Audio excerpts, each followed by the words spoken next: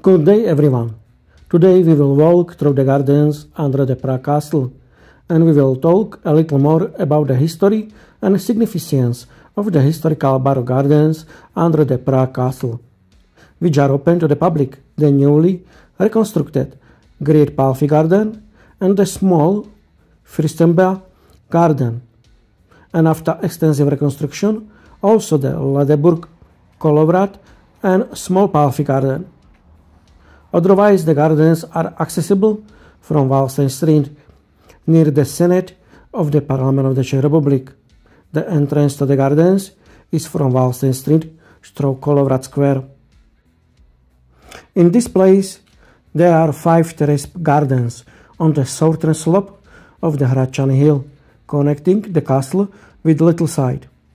I took advice and was told that the best way to walk through the 5 gardens is to go from the bottom to the Ledenburg Garden and to the Salad terrain, and then go up and walk through all the gardens from the top, where there are wonderful views of the small side all the way up the upper hill and to the historical core of the city of Prague. And that is exactly the way we go through everything today.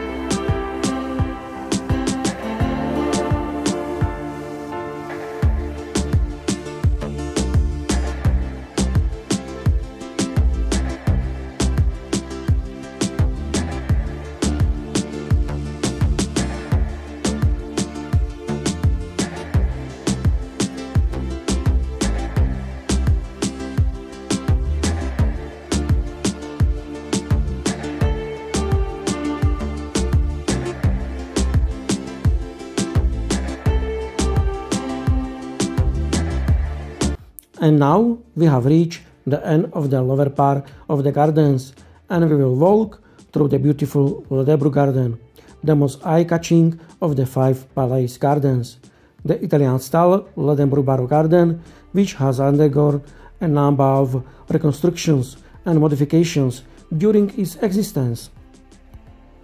The Ledenburg Garden is a historic Prague garden that was built by Jan Václav of Kolograf in 1665. The garden was later named after Count Adolf of Ledeburg, who acquired the adjacent palace in 1852. At the turn of the 17th and 18th centuries, the garden was rebuilt on the ground floor garden, and a relatively large sala terrena was built at the time. Its authorship is disputed. It has been attributed to Giovanni Santini, but also to Giovanni Battista Aliprandi and František Maximilian Kanka. The valuable painting decoration of Sala Terrena dates from around 1730 and was created by Václav Vavřinec-Reiner. The paintings were terrain with a rather unusual theme of the Mediterranean landscape with ancient ruins and in combination of painting and stucco finishing. Rather than the rarity of the theme, it is a rare preservation of the such decorated space, which were a common addition to real architectures in the 18th century. In addition to the Ledeburg Sala Terrena, practically only the similar Sala Terrena of the castle in Veltrusy, severely damaged during the last floods, and the surprisingly similar decoration of the Bethlehem cave near the Church of the Assumption of the Virgin Mary and Saint Charles the Great in a picturesque square corner of the Nesl Valley. It is interesting that František Maximilian Kanka was involved in both named buildings, who could therefore function as an artistic advisor, also in the selection of Václav Vavřinec-Reiner as the author of the extincting fresco.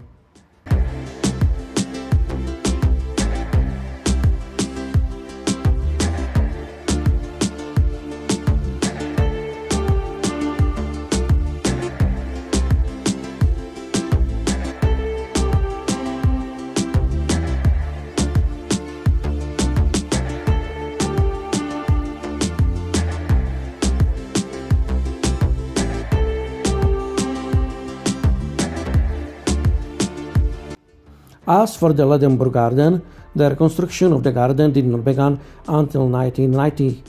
Together with a little Palffy garden, it was opened to the public in 1995. Due of the climate, environment and location of the garden was exposed on the steep slope of the Prague Castle Ridge, lead to a relatively rapid degradation of the plaster and parts of the main story.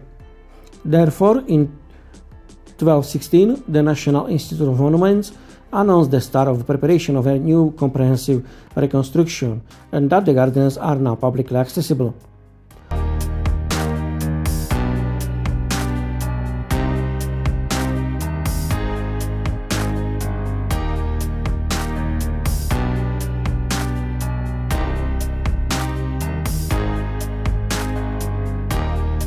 Opposite Sala Terena is a richly structured wall with a diverging staircase, the left wing of which leads to the upper garden terraces.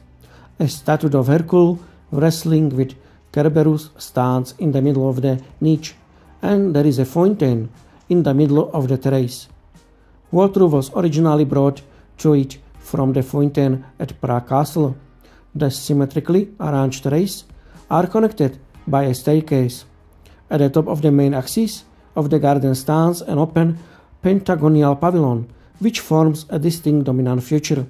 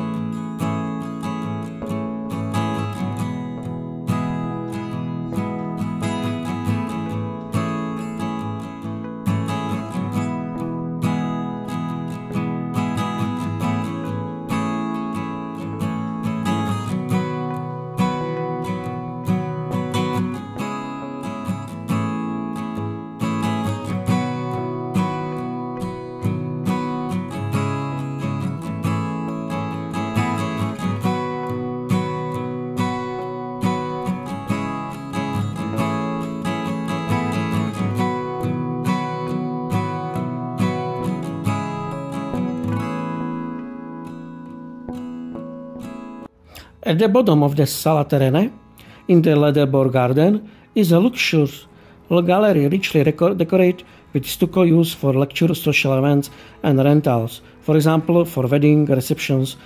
And a door in the Sala Terena wall leads to a room that can be used for the background of the event. The appearance of the gardens under Prague Castle reflect changes in views on the functions, form and social significance of the garden in the Gothic, Renaissance and Baroque, 19th and even 20th centuries. This is also why the garden under the Prague Castle are an important cultural monument on the UNESCO World Heritage List.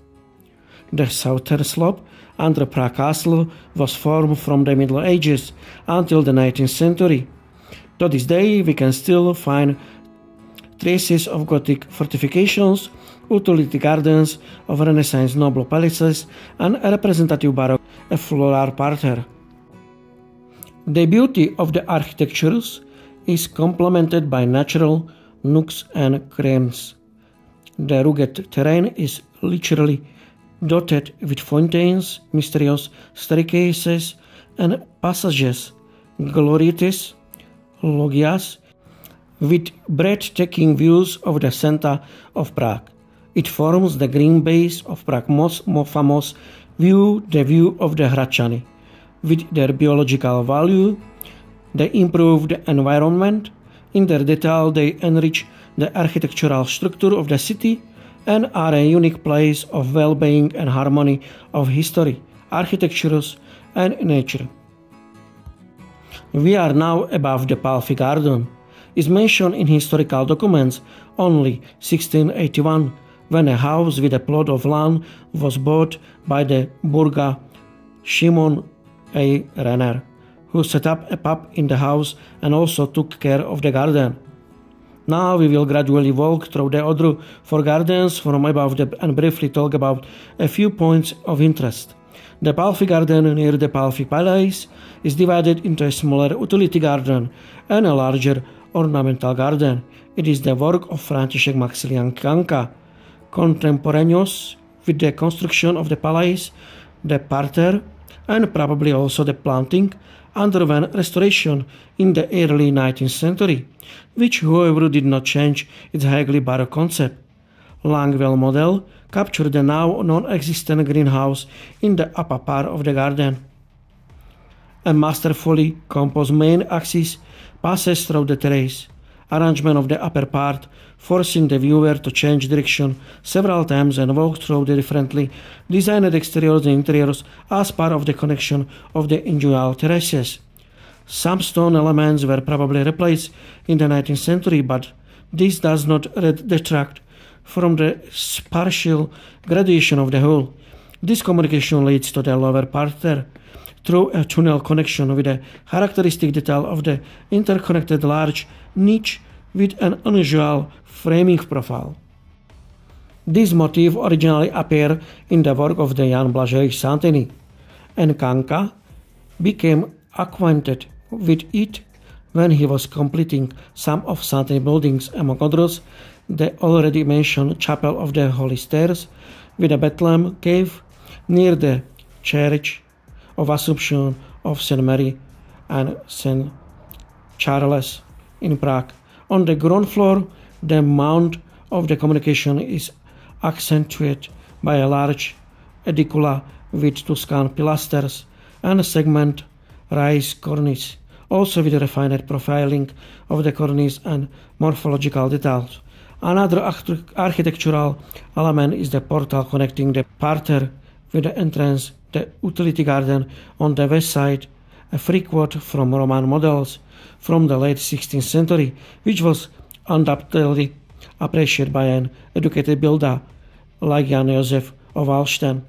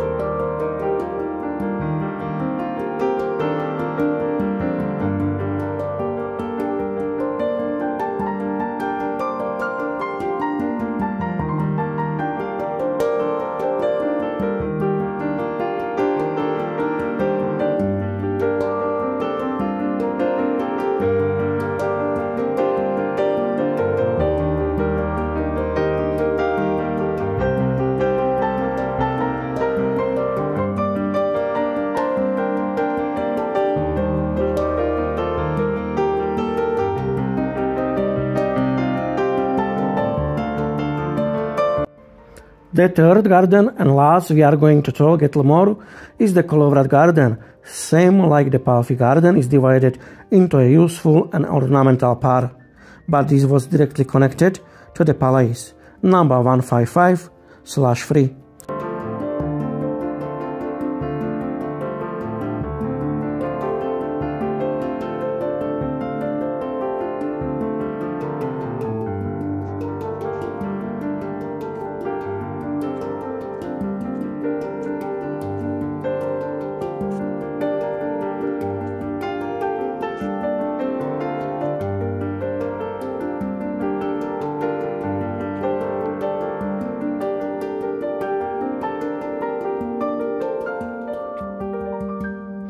Kolovrat garden doesn't have a typical parterre, but actually a two-level layout with an entrance canopy.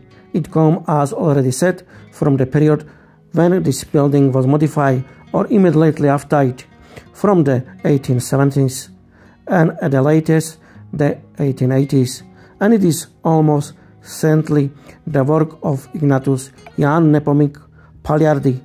In contrast to the older highly Baroque gardens, the main axis is clearly underlined by a straight staircase and architecturally punctuated at both ends, below by a canopy and entrance aedicula, above by a triple arch belvedere. From it another staircase goes up to the upper viewing terrace and to the asymmetrically situated simple pavilion, which was created by transforming a kind of older simple building.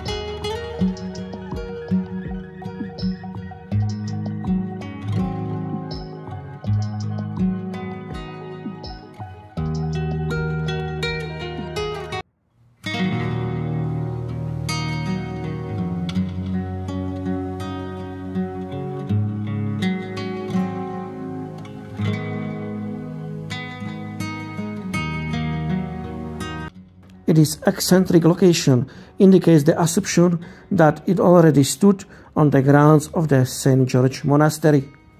With the exception of this simple architecture, all other garden buildings impress with a rich and unusual morphology, with considerable use of curves and plan and elevation.